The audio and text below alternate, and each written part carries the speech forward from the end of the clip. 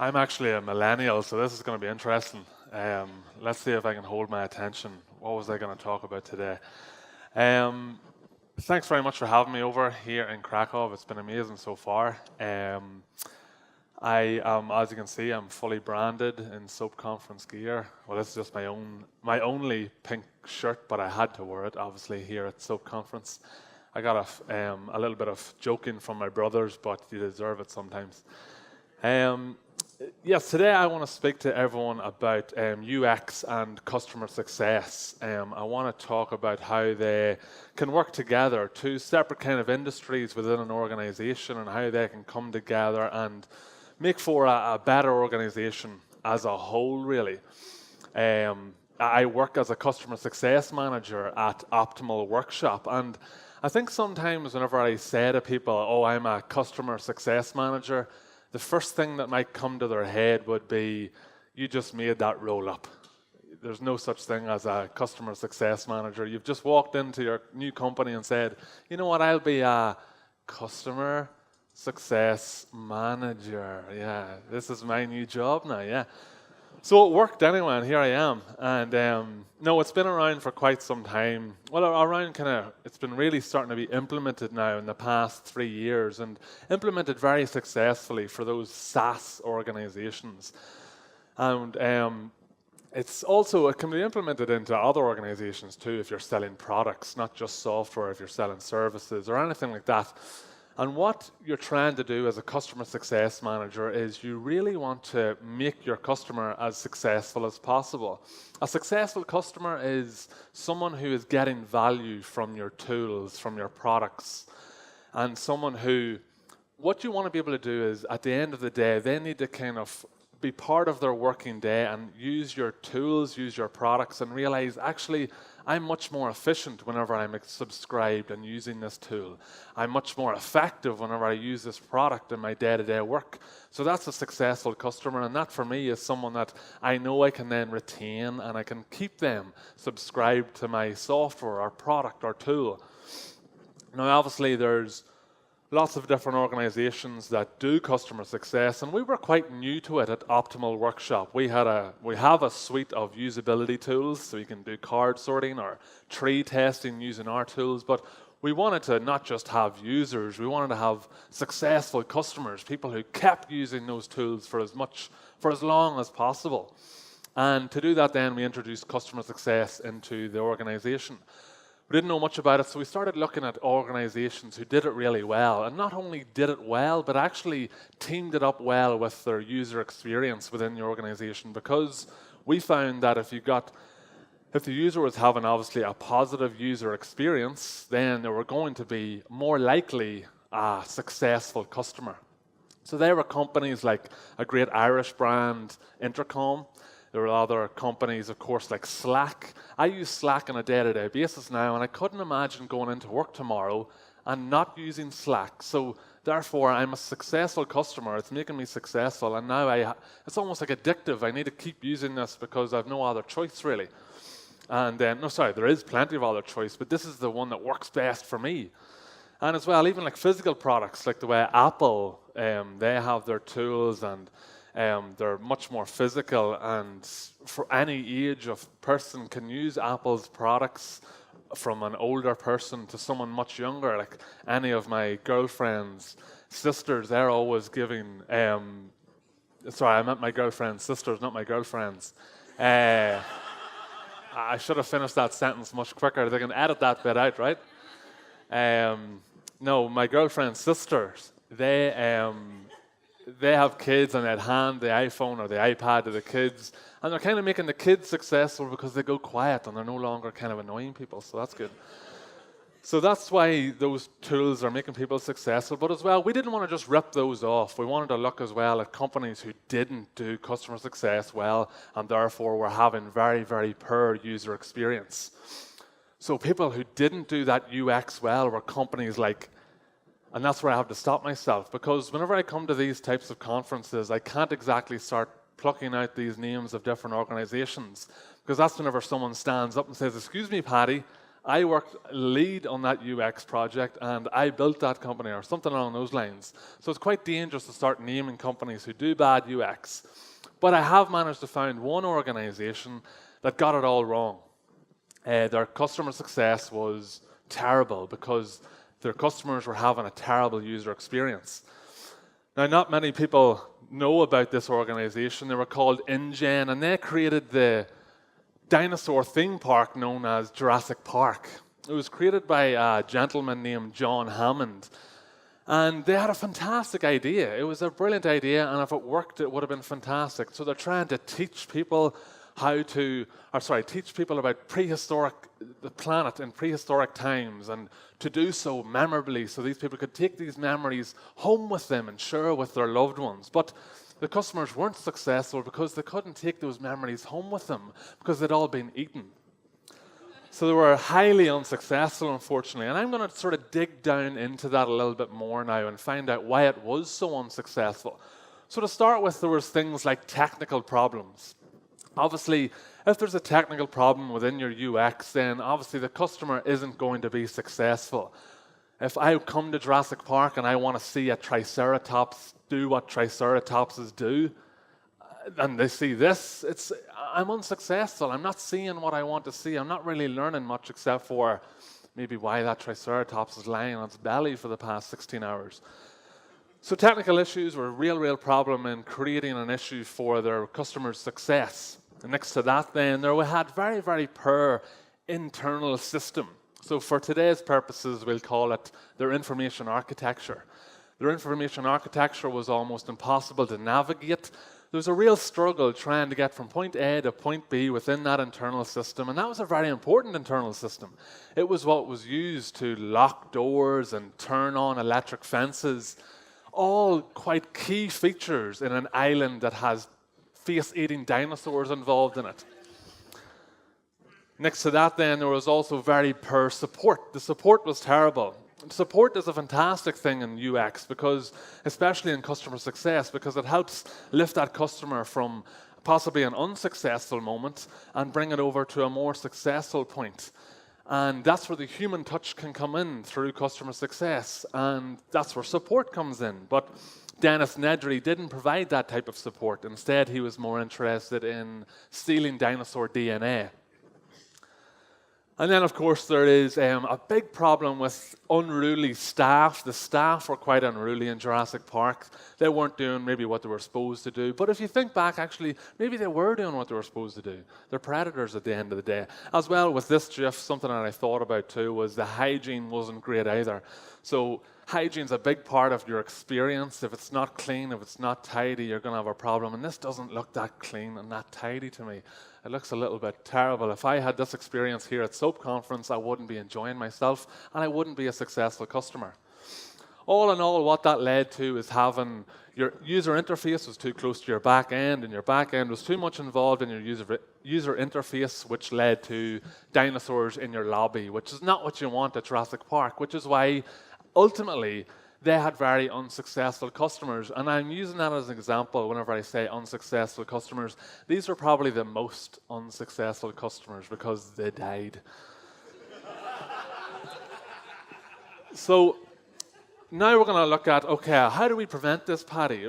You've showed us how things can go so terribly wrong. Now, how do we prevent these types of things? So now, I just want to talk about how we at Optimal Workshop, we managed to team up our UX team and me and my colleagues in the customer success team to better improve customers' experience and, of course, make them a more successful customer at the end of the day. The first thing that I approached our UX team about was talking to our users. So obviously I work in customer success. In my head originally it was drilled into me. I was like, well, I'm speaking to customers. I work in customer success. That's all I'm speaking to. But something that people in UX are so fantastic at doing is creating those personas, creating new personas, so I could actually find out who is the actual user that I'm speaking to. So I was able to sit down with the UX team And we're talking about people that were using TreeJack to carry out information architecture, navigation studies, etc. Studies kept coming up and research kept coming in more and more. And we realized the people that we're talking to aren't in fact customers, they are actually researchers. So we got to change how we thought of these people so they weren't customers anymore. Because obviously you guys, whenever you fill out your form to come to SOAP conference, no one writes in what we do. You don't say you're a customer, you say you're a developer, you say you're X, Y, and Z. No one identifies as a customer, so why should my users? So that was the first really, really important kind of boundary that we managed to jump over as a customer success team within Optimal. After that we then moved in and started talking about language. We changed how we spoke to these users because now we knew they were researchers. Customer success can sometimes get a bit twisted at times. People think it's just sales. The sales has kind of already been done. The person is already sold on it. They've given us their money, etc. There's no real sales. It's more for customer success. It's the retention. It's keeping those people with you so they will keep using your products and tools. The only way to do that is to make sure they're getting value from those products. So instead of speaking to these researchers as customers, we started to speak to them as researchers. And that meant having to make a big change in what I was doing. I had to learn much more about information architecture, much more about UX, so I could talk to these researchers knowing what I was talking about. Because sometimes salespeople will just tell you anything to get you over the line and just pretend like they know what they're talking about. But with customer success, you're going to be found out in a second. This person needs to navigate or improve their information architecture of a client's website. If they're asking me questions, I'm going to be found out very, very early. So therefore, I need to be so careful in the language I use whenever I'm speaking to these people. So that was the next big thing for us, the next big hurdle that we managed to jump over as a customer success team. And again, it was down to big help from our UX team, because one, they helped us introduce who these users actually were, and two, they helped us kind of design those tasks that we were and sort of the objectives that these people were speaking about who were coming and using our products. Next to that was our desired outcome. We realized in customer success, okay, if I can find out what this researcher's desired outcome is, it's going to be a lot easier for me. Anyone who signs up for any product, tool, or service, you always in the back of your head have that objective that you want my product to help you achieve. You want to use it to reach your goals, and that's why you come to us.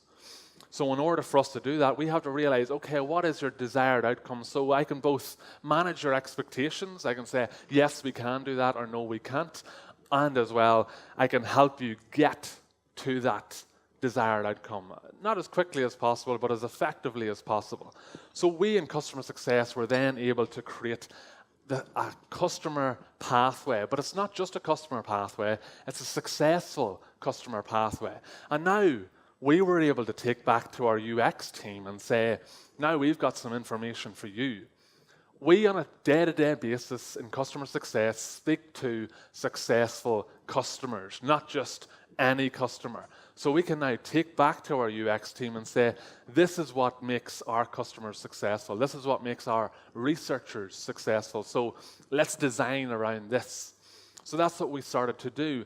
And it was quite cathartic almost, because our UX team were then able to go into our products and just cut out the fat. The features that weren't being used, or maybe were only being used by unsuccessful customers, we got rid of them. So it was only those successful features that were actually helping those customers become successful researchers. Next is something I love speaking about, which is friction.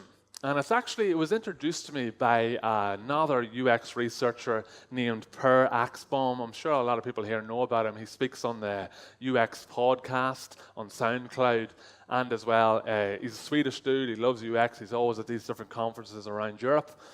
And what he does, he challenges that idea that whenever a user is taking part or using an interface, that they have to be any boundaries or any form of stopping points or any form of hurdles need to be removed out of the way so that the person can get from A to D without any B or C involved in the middle of it. So he challenges that idea and said, no, that's not the case. The reason being is because you lose a lot of an opportunity, and there's a big opportunity that UX brings into that process of becoming a customer to a successful customer, is that opportunity to stop, take a breath, and think, okay, is this actually the product or tool for me? So that's what friction helps you do. There were a lot of organizations who didn't take that into account. So for instance, there was a well-known cash counting app who were that fast. Whenever you uploaded the cash that you needed counting, for example, it was that fast that a lot of their users actually lost trust. They were kind of saying, okay, that was actually way too fast. There's no way this can be accurate. There's no way it can be precise. I'm actually going to go somewhere else and double check. So already that's kind of an unsuccessful customer straight away because they're double doubting them, or they're doubting themselves, as well as that then, in everyone's experience, I'm sure you've had using any sort of online e-commerce websites, that makes sense, e-commerce websites, it is that opportunity really there's too much of an opportunity to always buy it now. It's too quick. There's no chance to really stop and go, actually, do I need this? Or does this have to be a first click buy right away? And now with Alexa, so many people are arriving home after work and there's parcels sitting outside their house and they're saying, I don't remember ordering any of these sort of things, but it's because there is no friction anymore. There is no opportunity to stop and breathe, really. And even for me coming here to Kraków using a well-known bed and breakfast sourcing app, apologies to anyone who works for that well-known bed and breakfast sourcing app, what happened was I thought I was just inquiring about this bed and breakfast, but in fact that was me actually purchasing it. It was actually the only friction was on the host side. They were to say yes or no. I had no opportunity to say yes or no, so the friction was removed straight away. So I had no opportunity to stop, take a breath, and think to myself. And that kind of left me feeling kind of strange. I didn't feel like a millennial anymore. I felt like this lady, really. And I thought I was quite good at internet, but I'm not good at internet, maybe, according to these websites. And now, don't get me wrong. Yes, it's an unsuccessful customer, but a cute customer all the same. And then, so what that really taught me then was that ability then to say, not everyone needs you and you don't need everyone. And that's where the friction comes into account for us in customer success, especially for that onboarding process. Obviously, we're onboarding customers, taking them in, and your marketing team, they want all the subscribers, they want all the people clicking, they want all the engagement. Your sales team want all the money, they want everyone paying, want all these things. But at the end of the day, yes, you can have this huge overstock of people who have signed up, but how many of them are actually using it? And how many of them have any opportunity to then become a successful user? Very, very few, unfortunately. And that's because there is no friction. There is no opportunity for me to go, okay, I'm going to sign up for this. Actually, wait there, do I need to sign up for this? Take a breath, have a think. Actually, you know what, I actually don't maybe need this. Maybe this isn't the tool for me. Because there's those different opportunities in the onboarding process to have a think and make sure that this is the product, tool, software, any of the service that I require. So it's important to keep that in mind. And of course, sales teams and marketing teams are currently beating down this door saying, don't tell them that. But that's the way it is sometimes. Next to that then, and something that's very, very important from a customer success side of things, well, there's two things, one of them being support. So support was brilliant for us in customer success. We were able to take so much data to our UX team to really improve our tools. Support is known as kind of the never-ending user research pool. There's data there for everyone to go in and delve into and find out exactly what their customers want. So that was something that we did in Optimal Workshop. We were able to actually delve into our support tickets. And instead of going out and doing what can be quite expensive research, getting people in, doing different interviews and focus groups, and quite time-consuming as well, we were able to go into our support and see what was already asked for by potentially successful customers. I say potentially successful is because maybe they were asking these questions in support because they were just close to getting successful, but there was something missing. There was a missing ingredient. So that's why support is that potion, and make sure and use it. Next to that then is, of course, demonstrations. So in customer success, I would do quite a few demonstrations, and that's an opportunity for me to come here, for instance, and do a demonstration about a piece of software in front of, it could be 10 people or it could be 200 people. And what that would be then is, what we're really doing is we're putting our products under a microscope. I'm a customer success manager at Optimal Workshop, and if anyone knows how to use our tools, it's me. There's no one more of a super user than me with Optimal Workshop. So therefore, whenever I'm giving a demonstration, if there's anything that's kind of catching me off guard, or anything where I'm like, oh, sorry folks, just let me skip past this, or oh yeah, actually just ignore this bit here, or even internally if I'm like, oh man, I wish that was up on the right-hand side rather than the left-hand side.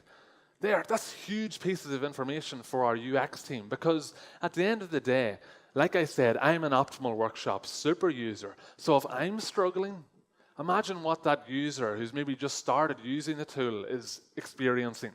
If they're having it 100 times over rather than me as a super user. So it's so important to go out and speak to those people. It could be your salespeople, your CEO, anyone who's doing those demonstrations and maybe sits down in those high pressure environments to tell people about a piece of software. Go out and ask them, the last time you did that demonstration, Paddy, what really grinds your gears? Or did anything make you kind of stop and think? Or was there anything that just really fucking pissed you off type thing, you know? So it's important to keep that in mind and use those demonstrations and those support.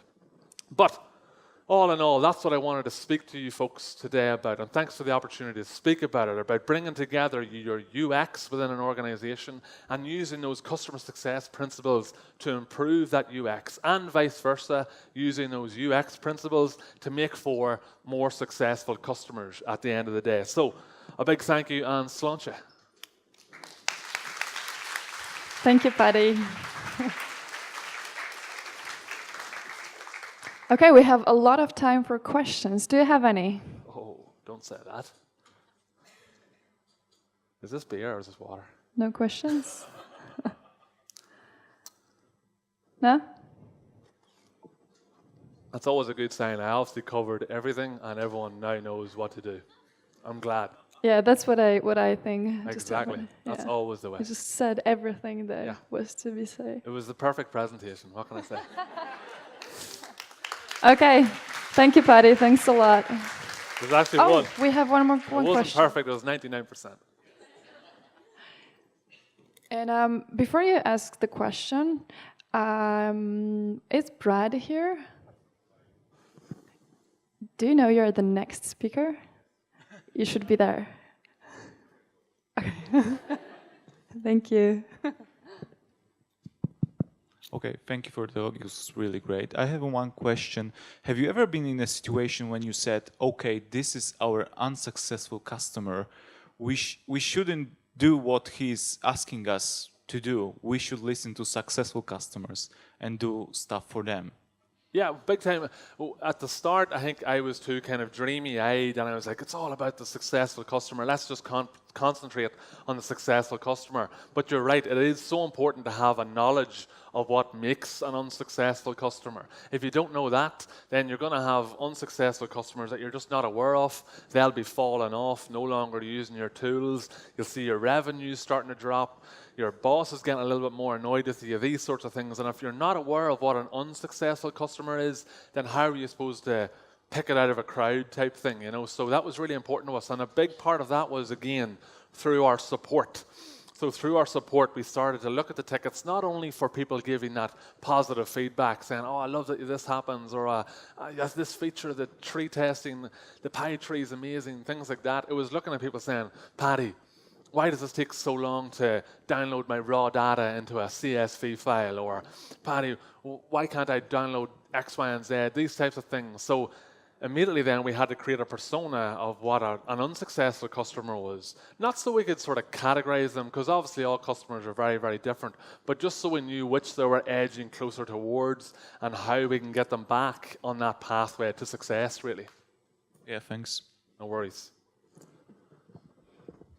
Okay, we have one more. Hey, thanks. I got a question about you said that it's important to know what makes the people successful, right? But it often happens that, well, technically it's always usually the same things in general for the customers, the company, like get more users, get more attention, be more popular, emphasize their brand or whatever. But often the customers, the individual people, they have their own goals they try to pursue, like maybe advance the career ladder or, deliver more value than their colleague who they don't like or something. So sometimes the success is like this. So the customer, the actual person that is your customer from that company, do you have any mechanism for including that into your research when you try to gather the info? Or is it not worth paying attention at all, to? Yeah, definitely. I think it's really important, and it's a great point. It's something that you should pay attention to as such. I think it's just back to my point really about the desired outcome. If you can find out what that person's desired objective is as early as possible in their kind of relationship with you and your company, then it's much easier then to help make sense of their journey. Like you said, is it someone who goes this direction, or is it someone who goes this direction? Yeah, they'll all take different directions, but ultimately they're all coming then towards that ultimate goal of either through a tree test, a card sort, or a first click test. That's being through our products. But for anyone here, it could be someone who's trying to transfer money from bank A to bank B, or maybe someone who's just trying to kill weeds in their lawn or something like that, So at the end of the day, yeah, it's totally different how the different pathways they might take towards success, but it's all about that desired outcome. Where do they want to get to? And then you can sort of help direct them to that place, really. That heavenly place that we all want to be. Which right now for me is the bar.